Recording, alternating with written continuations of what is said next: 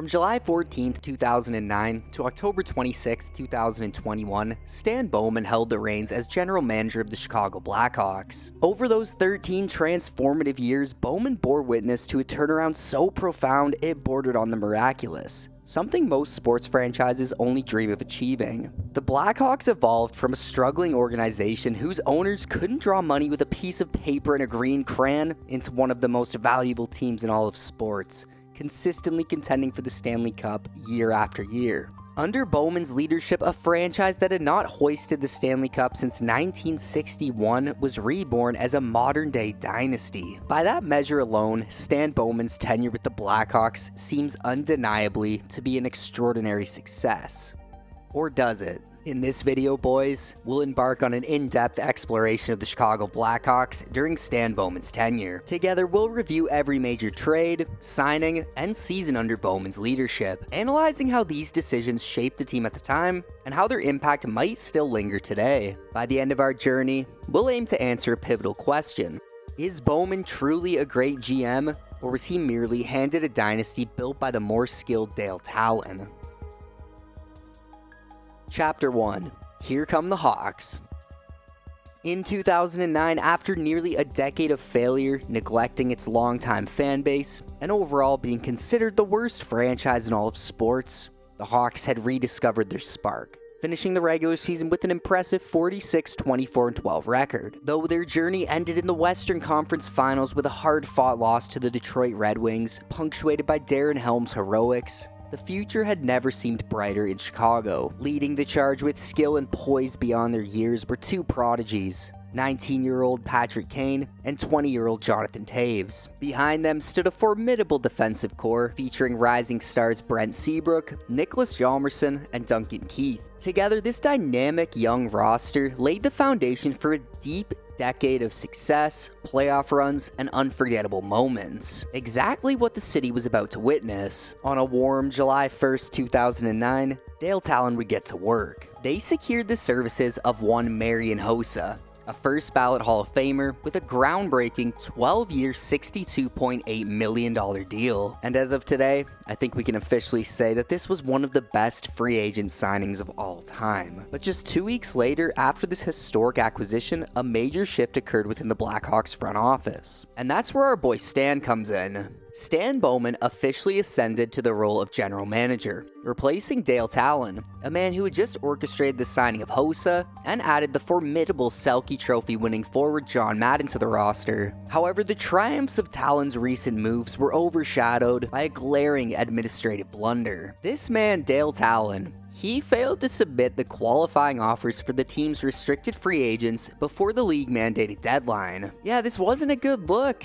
Some of the players on this list included guys like Troy Brouwer, Corey Crawford, Cam Barker, and Chris Versteeg. Chicago, recognizing how bad this could have been, deemed it significant enough to demote Dale Talon to the role of senior advisor, marking a dramatic turning point in the team's leadership as they pressed on in pursuit of glory. On May 10th, 2010, Dale Talon parted ways with the Chicago Blackhawks for good, accepting an offer to become general manager of the Florida Panthers. The Panthers brought Talon on board with high hopes, envisioning a turnaround akin to the one he had orchestrated in Chicago. I think it's safe to say they hit the nail on the head with this one. Meanwhile, Stan Bowman's path to success almost seemed predestined. Born on June 28, 1973 in Montreal, Quebec, Stan was the son of legendary coach Scotty Bowman, the winningest coach in NHL history. With such a pedigree, it was as if the foundation for Stan's rise had been laid from the very beginning. Talon, however, left behind a formidable legacy in Chicago.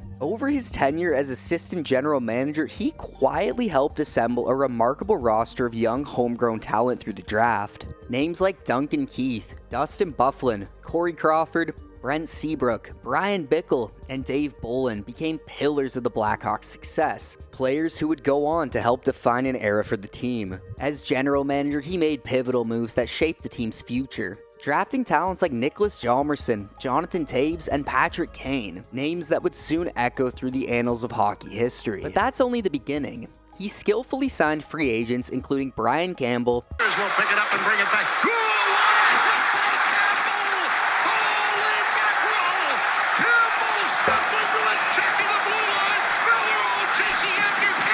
the aforementioned Marian Hossa, Cristobal Huet, and Antti Niemi. Furthermore, he orchestrated trades to bring in and secure young stars like Patrick Sharp and Chris Versteeg via low-key trades that looked like nothing burgers at the time. With such a wealth of talent at his disposal, it's clear that Bowman was handed an incredible foundation, one meticulously laid by Dale Talon and those who preceded him. Their efforts set the stage for success, and Bowman had the pieces to build something extraordinary. Chapter 2, 2010. The year 2010 marked the dawn of a dynasty. The roster the Blackhawks had assembled will forever be remembered as one of the greatest teams the league had ever seen, and Stan Bowman had very little to do with that. Let's take a closer look at the key players of this storied team. Patrick Kane, Jonathan Toews, Nicholas Hjalmarsson, Brian Bickle, Dustin Byfuglien, Brent Seabrook, Duncan Keith, and even goaltenders Antti Niemi and Cristobal Huet. What binds these names together, you might ask? Well, not a single one of them was signed or drafted by Stan Bowman. Yet most of these names would contribute immensely to Chicago's remarkable feat of winning 3 Stanley Cups in just 6 seasons. Even the team's offseason acquisitions brought in by Bowman's predecessor Dale Talon proved pivotal. Marian Hossa delivered a respectable point-per-game season, Brian Campbell solidified the top 4 defensive unit, John Madden bolstered the bottom 6, and goaltenders Antti Niemi and Cristobal Huet provided dependable performances, sharing time in the crease throughout the season.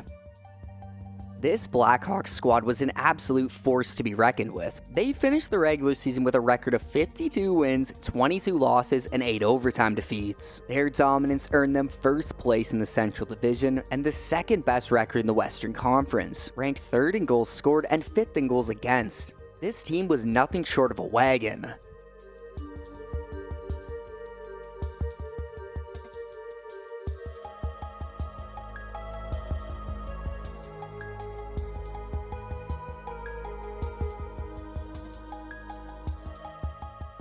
Yes, the 2010 Blackhawks were a lethal combination of offensive flair, defensive grit, and stellar goaltending. The stage was set for one of the most successful eras in modern NHL history, proving themselves worthy of their place among the greats. In a first-round series for the ages, the Chicago Blackhawks faced a formidable challenge from the Nashville Predators. Chicago was tested early and eventually found themselves in a precarious position. In Game 5, they delivered a dramatic come-from-behind victory that shifted the momentum.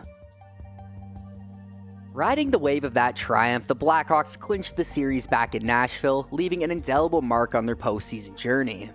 Their next challenge came in the form of the Vancouver Canucks, a rivalry that followed a familiar script up to this point. True to form, the Blackhawks unleashed an offensive assault, lighting up Roberto Luongo and taking care of the Canucks in 6 games. The Western Conference Finals brought them face-to-face with the San Jose Sharks, the only team in the conference to outperform Chicago in the regular season. The Blackhawks, however, were unstoppable, sweeping the Sharks and punching their ticket to the Stanley Cup Final, their first appearance since 1992. In the championship series, Chicago met the Philadelphia Flyers in a clash that culminated in a thrilling Game 6 overtime victory. Led by general manager Stan Bowman, this Blackhawks team was far from finished. But in an era of tight salary caps, change was inevitable, and everyone knew this unforgettable roster would soon evolve. Chapter 3: Salary Cap Hell. Not even 2 weeks had passed since the Blackhawks ended their 49-year championship drought, and yet the celebrations quickly gave way to tough decisions. On June 23, 2010, the Blackhawks made the first of many trades over the next few years, moves necessitated by the harsh reality of the salary cap. It all began with a blockbuster trade that ended up being very one-sided. Chicago sent Dustin Byfuglien, Ben Eager, Brent Sopel, and Akeem Alum to the Atlanta Thrashers in exchange for Jeremy Morin, Joey Crabb, Marty Reasoner, and a first-round and second-round pick in 2010. This move stung. Big Buff had become a beloved figure during the Blackhawks championship run, showcasing his clutch play and physical dominance every night. But his talent and future earning potential made it clear that he wouldn't be staying in Chicago for long. This trade, though painful, was a business decision, and Buff, Well, he went on to have a stellar career as one of the premier two-way defensemen in the league, playing a decade of high-level hockey for the Atlanta Thrashers and later Winnipeg Jets. The others in that trade saw mixed results. Ben Eager bounced around the NHL before retiring in 2016. Brent Sopel played one final year in Montreal before hanging up the skates. And Akeem Alou remained a career minor leaguer. As for what Chicago got in return for Big Buff, the results were disappointing. Morin and Crabbe would become fringe NHL players at best. That first-round pick turned into Kevin Hayes, a promising talent who ultimately never suited up for the Blackhawks, signing instead with the New York Rangers. Meanwhile, the second-round pick would become Justin Hall, who would go on to find success, but much like Hayes, not in Chicago. Bowman's next move would come just days later when he decided to trade down in the draft. The Blackhawks sent their 30th overall pick to the New York Islanders in exchange for 2 second-round selections. The Islanders used that pick to draft Brock Nelson, who has since recorded over 550 points in 880 games at the time of this upload, and has become a key player for their franchise. Chicago's 2 selections, on the other hand, amounted to nothing, as neither player reached the NHL. Looking back now, it's easy to see the cracks forming. While other teams benefited from trades that aged like fine wine, Chicago seemed to curdle like milk. And as the years went on, this troubling trend only grew more pronounced. On June 30th, 2010, Stan Bowman would make his first solid trade. Bowman sent winger Chris Versteeg to the Toronto Maple Leafs in exchange for the swift and talented Victor Stahlberg. The speedy forward would ultimately go on to have the most successful years of his career in Chicago, while Versteeg's time in Toronto was marred by injury woes, which ultimately led to his trade midway through the next season. That summer brought yet more heartbreak for the Blackhawks. Other teams were well aware of Chicago's financial struggles, and the San Jose Sharks seized the opportunity to target 2 key restricted free agents, Antti Niemi and Niklas Hjalmarsson. To his credit, Stan Bowman made one of the most astute decisions of his tenure. He chose to match the offer sheet for Hjalmarsson, securing the reliable defenseman for the team's future. Meanwhile, he let Niemi walk, confident in the potential of another promising goaltender, Corey Crawford, who was patiently waiting for his moment to shine. Then on July 1st, 2010, Bowman made his final major transaction of the offseason, sending Andrew Ladd to the Atlanta Thrashers in exchange for defenseman Ivan Vinsky and a second-round draft pick. That pick, however, would only yield fringe defenseman Adam Clendening. Yet again, the outcome of this trade would favor the opposing team, with Ladd going on to greater success elsewhere, leaving Bowman and the Blackhawks with another trade that didn't quite pan out as hoped. Chapter 4. Retooling on the fly. The years 2011 and 2012 marked a pivotal moment for Stan Bowman as he entered his second full season as general manager of the Blackhawks. Despite the off-season departure of many key players due to the salary cap, the future still looked incredibly promising for the team. However, early in the season, the Blackhawks found themselves battling an unfamiliar foe, a Stanley Cup hangover. The team's momentum faltered, and they would get off to a sluggish start. Seeking to ignite a spark, Bowman made a nice move, acquiring young forward Michael Frolik in exchange for the underperforming Jack Skilly. This trade would prove to age quite nicely for both the Blackhawks and Frolik, as we'll soon see later in the story. Yet not all of Bowman's moves were met with success. Another trade, this time bringing in defenseman Chris Campoli from the Ottawa Senators, quickly turned into a costly misstep. The acquisition of Campoli would backfire almost immediately. Despite these setbacks, the Blackhawks managed to remain competitive. However, they undeniably took a step back from their dominance of the previous 2 seasons, finishing the regular season with a respectable 44-29-9 record, barely securing a playoff spot, landing as the 8th seed on the final day of the regular season. In the postseason, the Blackhawks were led by rookie goaltender Corey Crawford and a young core that had been developing long before Bowman assumed the role of GM. Against all odds, Chicago mounted a remarkable comeback in the first round, rallying from a 3-0 deficit to tie the series with the President's Trophy winning Vancouver Canucks, ultimately forcing a Game 7. But the fairy tale would fall short. In the final heartbreaking moments of Game 7, Chris Campoli would mishandle the puck, handing it directly to Vancouver's Alex Burrows, who swiftly walked in and scored the overtime winner, sending the Blackhawks packing. To Stan's credit, it was the trade for Michael Frolik that had kept hope alive. ThreeE had scored the game-tying goal in Game 6 on a penalty shot, pushing the series to that fateful Game 7. In the end, the Blackhawks' valiant playoff run ended in heartbreak, but the seeds of a new era were already beginning to show. When the offseason arrived, Stan Bowman set to work, determined to reshape the Blackhawks roster. In a bid to free up cap space, he made the difficult decisions to part ways with key members of the 2010 Cup-winning team, Thomas Kopecky, Troy Brouwer, and Brian Campbell. To maintain depth without breaking the bank, Bowman brought in veterans Jamal Mayers, Andrew Burnett, and Daniel Carcillo, each of them tasked with adding scoring and grit on a budget. The 2012 season, however, proved to be just another okay campaign for Bowman and the Blackhawks, as they finished with a record of 45, 26, and 11. Yet amidst the ups and downs, Bowman did manage to pull off one pivotal move, acquiring Johnny Oduya from the Winnipeg Jets at the deadline. Johnny O proved to be a key piece in strengthening the team's blue line, as you'll soon see. But despite the acquisition, the Hawks' playoff run ended in disappointment. They were shut down by Mike Smith and the Coyotes in the first round. A team that once seemed destined for long-term success had now faced back-to-back early exits. The Blackhawks, once a promising young contender, had fallen short once again. In the 2012 offseason, Stan Bowman orchestrated a pivotal move during the NHL draft by selecting Teuvo Teravainen with the team's first-round pick, a brilliant addition to the growing stockpile of prospects Stan had been meticulously assembling since taking the reins in 2009. While it's worth noting that the 2011 draft saw the team pass on standout talents such as Oscar Klefbom, Boone Jenner, Vincent Trocheck, and Nikita Kucherov, choosing instead Mark freaking McNeil with their top pick, Bowman and the Blackhawks still managed to uncover some gems. Notable among their selections were Philip Deneau, Brandon Saad, and Andrew Shaw, players who would go on to make significant impacts in the years to come. Then came the wild and unpredictable 2013 season, one that almost never came to be. On September 15th, 2012, the NHL announced its third lockout that would keep the league suspended until further notice. The standoff lasted until January 6, 2013, and with the shortened season now set at just 48 games, the Blackhawks entered the fray with a renewed sense of purpose. Chapter 5. The Almost Three-Peat.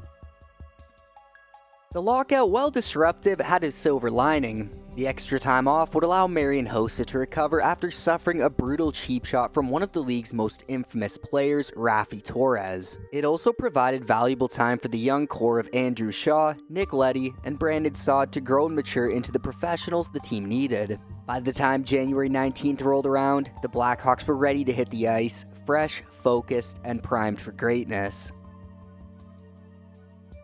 Stan Bowman's offseason moves were few, but okay. He signed Michael Roosevelt and Sheldon Brookbank, two defensemen who over time would prove to be decent acquisitions. The Chicago Blackhawks, with their familiar leaders, Kane, Taves, Keith, Seabrook, and Crawford, were ready for another run. It's impossible to deny that 2013 marked the pinnacle of the Blackhawks' legacy.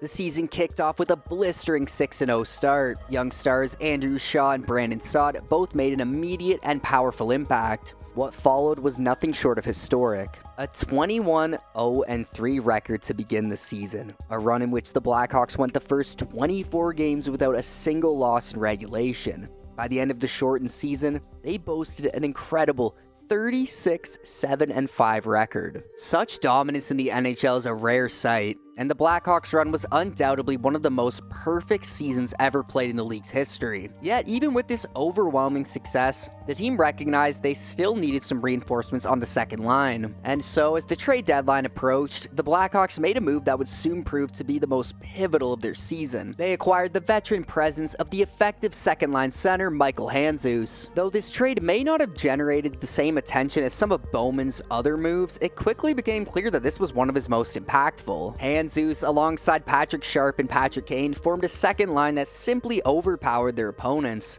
Together, they steamrolled the Minnesota Wild in the first round, clinching the series in just 5 games. The second round saw Chicago face off against their old rivals, the Detroit Red Wings, one more time. It was here that Bowman's acquisitions, owned over the years through signings and trades, truly began to bear fruit. Johnny Oduya had a clutch game-winning goal in Game 1, and it didn't stop there. After falling behind in the series 3-1, some of Bowman's best moves helped mount a comeback. Handzus scored a crucial goal in Game 6 that cut Detroit's lead in half. And Michael Frolik also made his mark, netting a game-winning penalty shot in that Game 6 to force a decisive Game 7. The series came to a dramatic conclusion in Game 7 with Brent Seabrook's iconic overtime winner.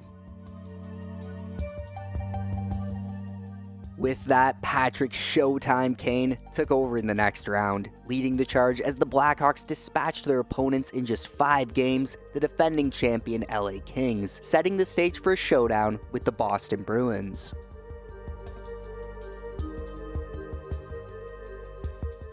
The 2013 Stanley Cup Final is without a doubt one of those rare, once-in-a-lifetime series. Game 1 alone became the longest Game 1 in Stanley Cup Finals history. Boston would take an early 3-1 lead heading into the second period, but Chicago fought back fiercely, eventually tying the game. In a twist of fate, Johnny Oduya's slap shot found its way to the back of the net, bouncing off Andrew Ferentz and into the Bruins' goal, setting the stage for what would become one of the most unforgettable series in recent memory. Michael Roosevelt and Andrew Shaw, 2 Bowman acquisitions, would connect for the triple overtime victory as Shaw deflected the puck right off his shin pad into the net. Game 2 was a battle of attrition. For nearly the entire game, both teams remained deadlocked at 1-1, until Dan Pye of Boston broke the tie in double overtime, securing a hard-fought victory for the Bruins. Then came Game 3, a game where Tuukka Rask became the hero, standing tall with the 2-0 shutout victory to give Boston a 2-1 series lead, putting Chicago in arguably the most challenging position they'd faced all season. Game 4 would be an instant classic, one of my favorite games of all time. It had everything. Michael Handzus ignited the scoring with a shorthanded goal in the first period, but Boston quickly answered with Rich Peverley's power play strike. Then Chicago surged ahead as Patrick Kane and Jonathan Toews found the back of the net, giving the Blackhawks a 3-1 lead. Milan Lucic's response cut the lead in half, only for Marcus Kruger to push Chicago's advantage back to 2, with a goal that seemed to shift the momentum. But this game was far from over. Patrice Bergeron scored twice in quick succession, tying the game at 4-4, before Patrick Sharp delivered a go-ahead goal for Chicago. But just as quickly, Johnny Boychuk's strike tied the game again, forcing overtime. What a battle! It was 5-5 heading into extra time. The stakes couldn't have been higher for the Hawks. A win would tie the series, but a loss would leave them on the brink of elimination, facing a 3-1 deficit. A stressful situation they had found themselves in versus Detroit. With everything on the line, Brent Seabrook delivered, scoring the game-winning goal that tied the series and sent it back to Chicago for Game 5. Etched forever in history as the Patrick Kane game, Kane's 2-goal performance powered the Blackhawks to a 3-1 win, and setting the stage for what would be an unforgettable finale. What more can be said about Game 6 that I haven't already covered in any of my previous videos on Hawks players? With the Blackhawks trailing by a single goal, an injured Jonathan Toews, running on nothing but sheer determination, tied the game.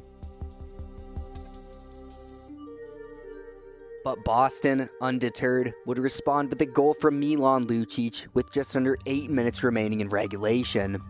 It felt as though this tightly contested series was destined to stretch into a 7th game. But with just 1:16 left to play, Jonathan Toews, assisted by Duncan Keith, would find Brian Bickle in a perfect spot. Bickle, with the poise of a champion, jammed the puck past Rask to knot the game at 2. Just 17 seconds later, well, you all know the rest. Help to the back. Oduya shot deflected. Scramble. They score! Bowman!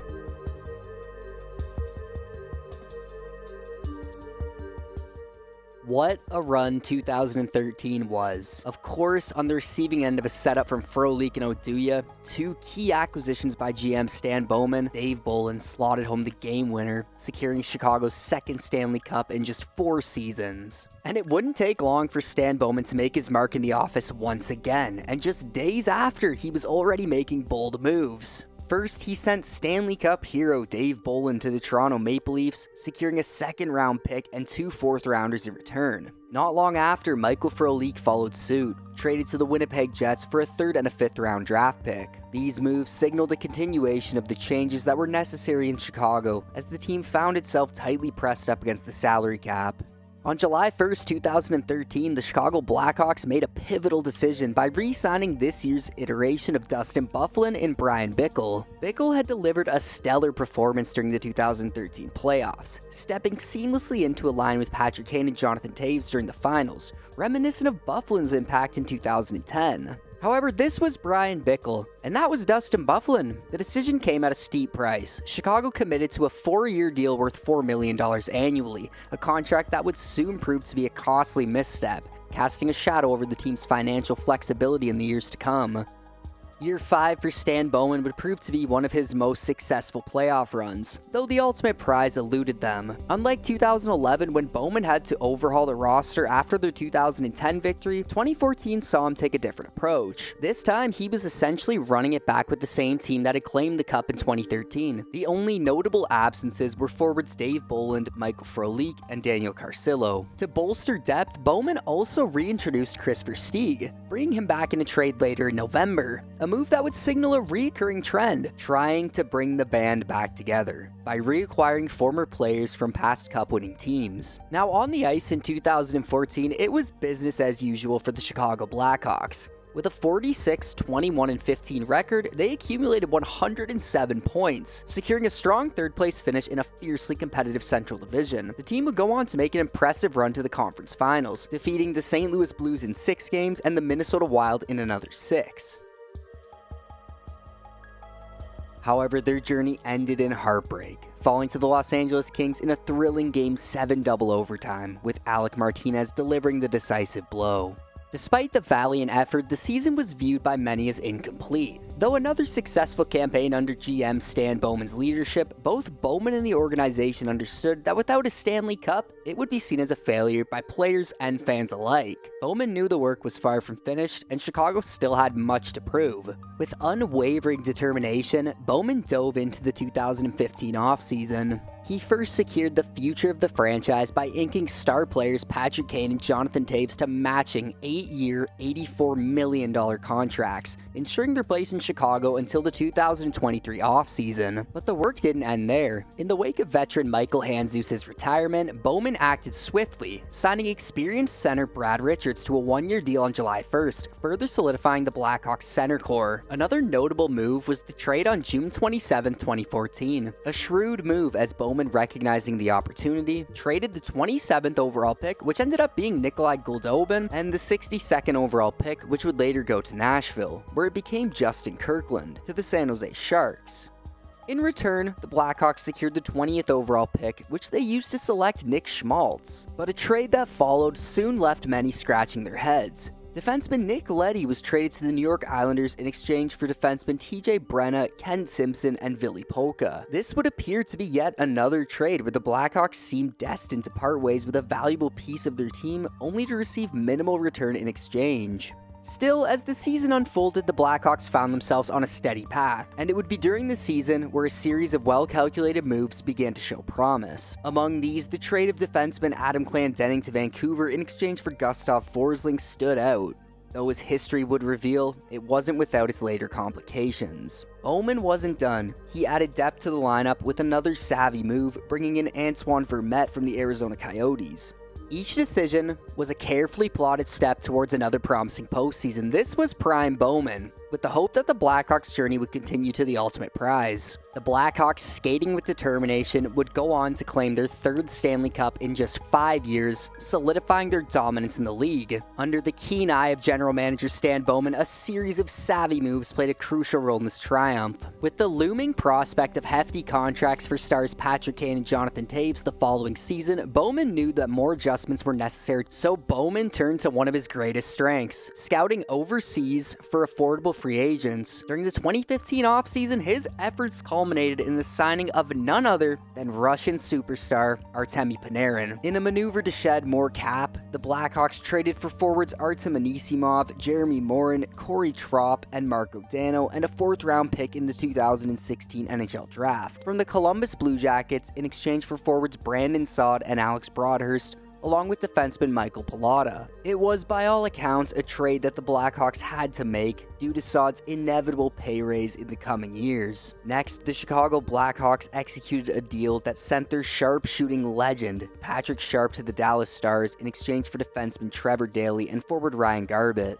This trade carried promise for both parties, as Daley had a reputation as a reliable top four defenseman. While he would indeed fulfill that role, it wouldn't be with Chicago. The plot thickened when Bowman orchestrated a trade sending Daley to Pittsburgh in exchange for veteran defenseman Rob Scuderi. Scuderi would go on to play a total of 17 games with Chicago before being dealt to the LA Kings in a move involving Christian Ehrhoff. Meanwhile, Daley became a crucial component of the Penguins' defensive core, playing a pivotal role in their 2016 Stanley Cup victory. But the Hawks were still as solid as ever. However, Bowman navigated through the 2016 trade deadline with a mix of optimism and regret. The first deal came when the Blackhawks acquired forward Richard Panik from Toronto in exchange for forward Jeremy Morin. As the 2016 deadline loomed, Bowman made an attempt to strengthen the team for a deep playoff run. They reacquired Andrew Ladd as well as defenseman Jay Harrison from Winnipeg in exchange for Marco Dano, a first-round pick in 2016 and a conditional third-rounder in 2018. The very next day, in a bid to bolster the roster even further, Bowman made a trade that would come to be viewed as one of his worst. He acquired forwards Dale Weiss and Thomas Fleischmann from Montreal, sending center Philip Deneau and a second-round pick in 2018 the other way. And to make things even more painful, the second-round pick would end up becoming Alexander Romanov. Naturally, after all these daring maneuvers, the Blackhawks would stumble in the playoffs, falling to the St. Louis Blues in a hard-fought 7-game series in the opening round. Yet this appeared to be merely an anomalous setback, a prelude to greater achievements ahead. After all, Patrick Kane claimed the prestigious Hart Trophy in 2016, and Artemi Panarin earned the Calder Trophy as Rookie of the Year, underscoring the team's undeniable talent. Bowman continued trying to reshape the team in the offseason, trying to shed any cap space he could, dealing forwards Teuvo Teravainen and Brian Bickle to Carolina. Do you see how the initial Bickle signing has really come back to haunt Chicago? No team was willing to take on that $4 million cap hit given his level of production. As a result, the Blackhawks had no choice but to part ways with one of their top young talents, Teuvo Teravainen, as a sweetener to offload Bickle's contract. Amid the 2016 offseason, Bowman also made one of his most successful moves. He acquired 2 second-round picks from Montreal, number 39, which ended up being Alex DeBrincat, and 45, which ended up being Chad Kreis, in exchange for forward Andrew Shaw, a decision that would bear fruit in the years to come. Chapter 6, Welcome to Purgatory. As the Blackhawks faced another early exit from the 2017 playoffs in embarrassing fashion, Bowman's moves grew more contagious, and to say he hit the panic button would be a gross understatement. This was by far the worst offseason of Stan Bowman's tenure, and most of this shit show would take place on the same day. On June 23, 2017, he traded legendary Hawks defenseman Nicholas Hjalmarsson to the Arizona Coyotes for defenseman Connor Murphy. Then came the big one, perhaps one of the worst trades in NHL history. A trade that would alter Chicago's future. Forwards Artemi Panarin and Tyler Mott, along with a 6th-round pick in 2017, were sent to Columbus in exchange for forward Brandon Saad, goaltender Anton Forsberg, and a 5th-round pick in the 2018 draft.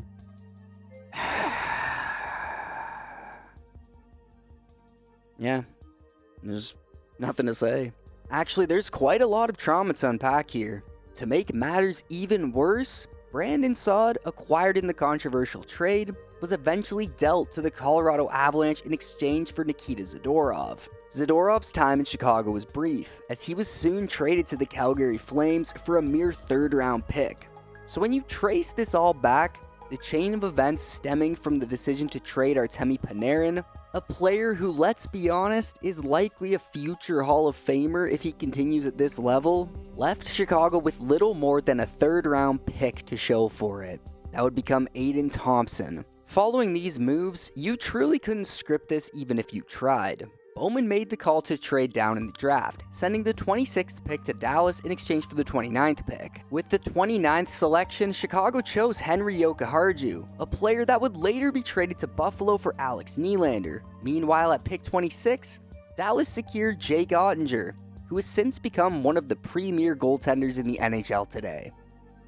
Due to a series of disastrous offseason moves, the 2018 Blackhawks were a shadow of their former selves. They endured their worst season under Bowman's leadership, missing the playoffs entirely, a fate they hadn't faced in nearly a decade. Stan, true to form, would make more moves that at the time appeared reasonable, but in hindsight would prove to be costly, as he sent forward Ryan Hartman to the Nashville Predators in exchange for a first-round pick in the 2018 draft, which turned out to be Nicholas Beaudin. At the time, this trade was seen as fair, but the results unfortunately were far from favorable, as Hartman has gone on to carve out a very solid career, and Beaudin isn't even in the Hawks organization anymore.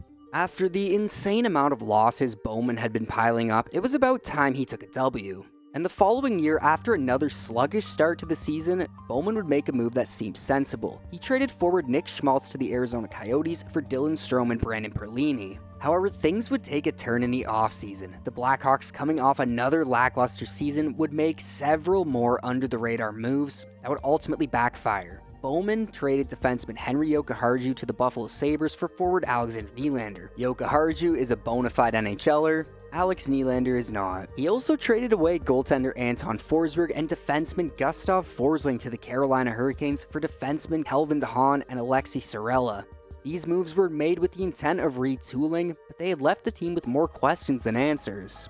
As the years went on, Bowman and the Blackhawks continued to face mounting criticism for how they were handling the prime years of stars Patrick Kane and Jonathan Toews. The team's moves were increasingly scrutinized, especially as the Blackhawks' window of contention seemed to close. Then, in 2021, Bowman pulled off his second worst deal with Columbus when he traded defenseman Adam Boquist, Chicago's first-round pick, which ended up becoming Cole Sillinger, a second-round pick, and a first-round pick in the 2022 NHL Draft, which ended up becoming David Jarechek, to the Columbus Blue Jackets for Seth Jones, and Tampa Bay's first-round pick, which ended up becoming Nolan Allen. This was a move clearly made with the hope of one final run, but it came at a heavy price. At the same time, Bowman acquired Marc-Andre Fleury, the 2021 Vezina Trophy winner, for practically nothing, a trade that seemed too good to be true. In addition, veteran forward Tyler Johnson was brought in by offloading Brent Seabrook's LTIR deal. In 2022, the Blackhawks were as bad as anyone could have imagined. Truly dreadful. Yet, that wasn't the reason for Bowman's downfall. After an independent investigation uncovering the Blackhawks had mishandled the 2010 allegations made by Kyle Beach, who had been essayed by video coach Brad Aldridge, Bowman was forced to resign. The scandal completely tarnished his legacy, and in the end, it was his mishandling of that situation that would define his tenure more than any of the trades he made. And so it becomes abundantly clear that the way this situation has been handled is nothing short of disastrous. One might say without hesitation that this moment alone is enough to solidify Stan's place as the most inept general manager hockey has ever known. Bowman was undeniably in the right place at the right time, and while he made a few low-key moves that seemed to work out, nothing he ever did on his own came close to building a championship-caliber team. In comparison, former GM Dale Talon's moves still stand as a more successful foundation for the Blackhawks' glory years. Stan Bowman's legacy, marred by scandal and a series of critical missteps, stands as a cautionary tale, a stark reminder of the consequences when talent and opportunity fail to align. In 2025, the Chicago Blackhawks continue to grapple with the repercussions of this profound mismanagement, paying the price for decisions that have left an indelible mark on the franchise's future. And somehow, someway, just 2 years later, just this past summer, in a move that left many fans utterly astonished, Stan Bowman was brought back into the fold as the Oilers GM. Setting the scandals aside for a moment, one must wonder how any team could view Bowman's tenure in Chicago as a success if you strip away the pivotal moves made by Dale Talon. And true to form, Bowman wasted no time in Edmonton making his questionable trademark decisions. Now the question hangs in the air. How long before he dismantles Edmonton's core and sends the team spiraling back into the basement as if they've never left? I'm sensing a Draisaitl for Saad trade in the near future, boys. And when it happens, I'll be sure to cover it. And as always, thank you guys so much for watching, especially if you've made it this far. Remember to like, comment, and subscribe, and I'll see you boys in the next one.